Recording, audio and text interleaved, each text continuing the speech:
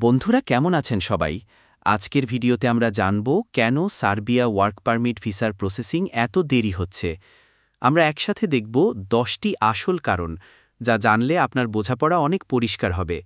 এই ভিডিওটি শেষ পর্যন্ত দেখলে আপনি পুরো প্রসেসটি ভালোভাবে বুঝতে পারবেন, ফলে আপনার প্রস্তুতি আরও শক্তিশালী হবে এবং ভুল কম হবে। চলুন শুরু করি এবং প্রতিটি কারণ বিস্তারিতভাবে জেনে নিই। আপনাকে সবকিছু সহজভাবে বোঝানোর চেষ্টা করব। প্রথম কারণ হল বাংলাদেশ, ভারত, নেপাল সহ বিভিন্ন দেশ থেকে হাজার হাজার মানুষ আবেদন করছে।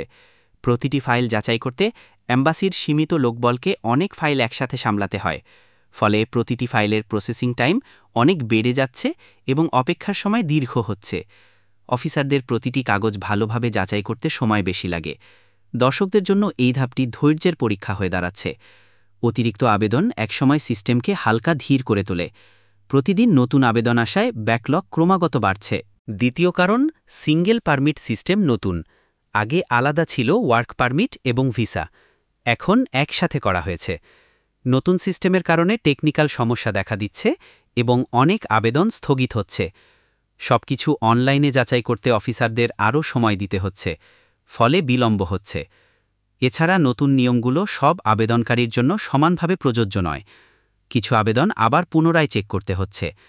নতুন সিস্টেম পুরোপুরি অভ্যস্ত নয়, তাই প্রথম দফার অনেক আবেদন ব্যাকলগে পড়ে। অফিসারদের কাজের চাপ বেড়ে গেছে, ফলে প্রসেসিং সময় বাড়ছে। তৃতীয় কারণ, ডিজিটাল ভিসা প্রক্রিয়া ট্রানজিশন। কিউআর কোড এবং ই-ভিসা চালু হয়েছে। পুরনো কাগজপত্র ডিজিটাল সিস্টেমে কনভার্ট করতে অফিসারদের অতিরিক্ত সময় দিতে হচ্ছে, ফলে আবেদনকারীদের জন্য অপেক্ষার সময় দীর্ঘ হয়ে যাচ্ছে এবং স্ট্যাটাস আপডেট ধীর হচ্ছে। নতুন সফটওয়্যার এবং ডেটাবেস ইন্টিগ্রেশনের কারণে প্রসেসিং আরও জটিল হয়েছে। অনেকে প্রথমবারের মতো সিস্টেম ব্যবহার করতে গিয়ে বিভ্রান্ত হচ্ছেন। ডিজিটাল ভুল হলে ফাইল পুনরায় যাচাইয়ের জন্য ফেরত পাঠানো হয়। সব মিলিয়ে ডিজিটাল সিস্টেম এখনও পুরোপুরি স্থিতিশীল হয়নি। চতুর্থ কারণ, নিরাপত্তা যাচাই। পুলিশ ক্লিয়ারেন্স, মেডিকেল রিপোর্ট এবং চাকরির চুক্তি সবকিছু ভালোভাবে যাচাই করা হচ্ছে। ভুয়া কাগজপত্র ধরা পড়ায় অ্যাম্বাসি সব আবেদনকে আরও কড়াভাবে পরীক্ষা করছে। ফলে সাধারণ আবেদনকারীর ফাইলও দেরি হয় এবং অনুমোদনের সময় দীর্ঘায়িত হয়। প্রতিটি তথ্যের সঠিকতা নিশ্চিত করতে অফিসারদের দ্বিগুণ সময় দিতে হচ্ছে। এটি নিরাপত্তা নিশ্চিত করার জন্য অবশ্যই জরুরি। যাচাই পুরোপুরি না হলে পরবর্তী ধাপে অনুমোদন দেওয়া হয় না, ফলে স্বাভাবিকভাবেই প্রসেসিং টাইম বেড়ে যায়। পঞ্চম কারণ, দূতাবাস কভারেজ সীমিত, যা অনেক সময় নেয়। সীমিত সংখ্যক অফিসারকে হাজার হাজার ফাইল সামলাতে হয়, ফলে বিলম্ব ঘটে এবং প্রতিদিন আবেদন জমা পড়ছে। দূরত্ব এবং কম কর্মী সংখ্যা। ষষ্ঠ কারণ, লোকাল শ্রমবাজার পরীক্ষা। কিছু সেক্টরে আগে যাচাই হয় স্থানীয় কর্মী পাওয়া যাচ্ছে কিনা।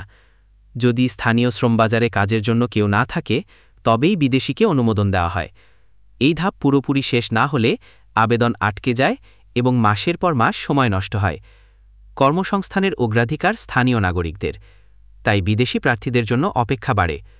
প্রতিটি আবেদন যাচাইতে সময় বেশি লাগে। স্থানীয় বাজারে পরিবর্তন হলে আবেদন পুনরায় যাচাই করতে হয়, ফলে সামগ্রিক প্রক্রিয়া আরও ধীর হয়ে যায়। সপ্তম কারণ, নতুন আইন ও নোটিশ। 2025 সালে সার্বিয়া সরকার ভিসা নীতিতে বড় পরিবর্তন এনেছে। পুরনো আবেদনকারীদের কাছ থেকে অতিরিক্ত কাগজপত্র চাইছে, ফলে ফাইল পেন্ডিং হয়ে যাচ্ছে। এই আপডেট দ্রুত প্রয়োগ করার কারণে আরও দেরি হচ্ছে এবং অফিসারদের যাচাই বাড়ছে। নতুন নিয়মগুলো সবাইকে দ্রুত মানতে হচ্ছে, তাই প্রসেসিং ধীর হচ্ছে। কিছু আবেদন আবার রিভিউর জন্য ফেরত পাঠানো হচ্ছে। অফিসারদের জন্য এটি অতিরিক্ত কাজ সৃষ্টি করছে, ফলে পুরো সিস্টেমে বিলম্ব হচ্ছে। অষ্টম কারণ, কাগজপত্র মিসম্যাচ। নাম, জন্ম তারিখ বা কোম্পানির ডকুমেন্টে সামান্য ভুল পেলেও ফাইল আটকে যায়। ভুল ঠিক করতে আবেদনকারীদের নতুন কাগজপত্র জমা দিতে হয়, যা মাসের পর মাস সময় নষ্ট করে। ফলে পুরো প্রসেস ধীর হয় এবং স্ট্যাটাস আপডেট দেরি হয়। মানুষ হতাশায়। একটি ছোট ভুলও পুরো ফাইলকে স্থগিত করতে পারে। অফিসারদের পুনর্যাচাই করতে সময় বেশি লাগে। সঠিক কাগজ না থাকলে পুরো সিস্টেম স্থগিত হয়, ফলে আবেদনকারীর জন্য ধৈর্য অপরিহার্য। নবম কারণটা হল এজেন্ট আর ফ্রড আবেদন। কিছু এজেন্ট আর ভুয়া কাগজপত্র জমা দেওয়ার কারণে অ্যাম্বাসি প্রত্যেকটা আবেদন খুব কঠোরভাবে যাচাই করছে, ফলে সব ফাইলের প্রক্রিয়ায় দেরি হচ্ছে। সাধারণ আবেদনকারীর জন্য অপেক্ষার সময় বেড়ে যাচ্ছে।